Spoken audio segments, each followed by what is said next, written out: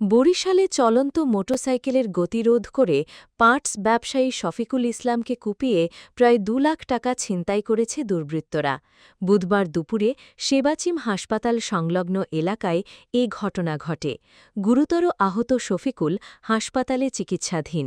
তিনি দাবি করেছেন, হামলাকারীদের মধ্যে দুজনকে তিনি চিনতে পেরেছেন এবং জমি সংক্রান্ত বিরোধের জেরেই হামলা হয়েছে।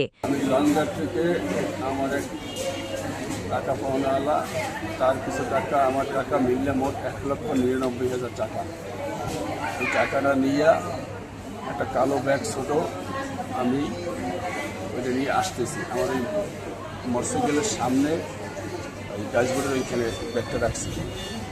এর ভিতরে ওরা পিছিয়ে খেয়াল করছে কিনা আমি দেখি নাই।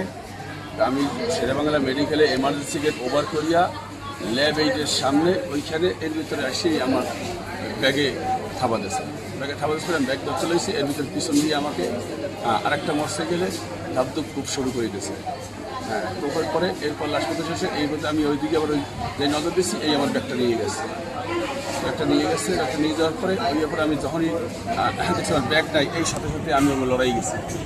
ছিনতাইকারি করতে করতে আমি আমতলা পর্যন্ত গেছি। আমতলা গেছি করি এর ভিতরে ওরা সামনে একটা পড়ছে, আর এর ভিতরে অটো এসে আমার সামনে পড়ছে। ওরা করে আমি মোটরসাইকেলে পড়ে গেছি। এবং ওইখানে ট্রাফিক আছে, ট্রাফিক বলছে ভাই ধরেন ছিনতাইকারি। এই ওরা আবার ওইখান দিয়ে ঘুরিয়া সোজা স্বাগতি বাজার দিয়ে গেছে। এই আবার আমি মোটরসাইকেলে উঠাইয়ে আমি আবার তাড়াতাড়ি স্বাগতি বাজার দিয়ে গেছি। স্বাগতি বাজারতে এক পর্যায়ে আমি দ্রুত চলে গেছি মেডিকেল পর্যন্ত, রূপতলি বাস টার্মিনাল পর্যন্ত যাইয়া তখন এই যার ওভার হয়ে যাইতেছে ওপরে আর দেখতে পাইতেছি না।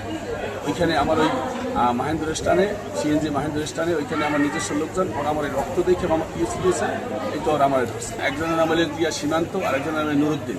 ২৬ নম্বর ওয়ার্ডে থাকে। একটা হলে যাইয়া ওই বাবা বিক্রি করে, গাঁজা বিক্রি করে, বাবা বিক্রি করে। আর একটা হলে যাইয়া ওই গির্জা মহল্লা দোকানে কাজ করে। পুলিশ জানিয়েছে, লিখিত অভিযোগ পেলে দ্রুত আইনগত ব্যবস্থা নেওয়া হবে।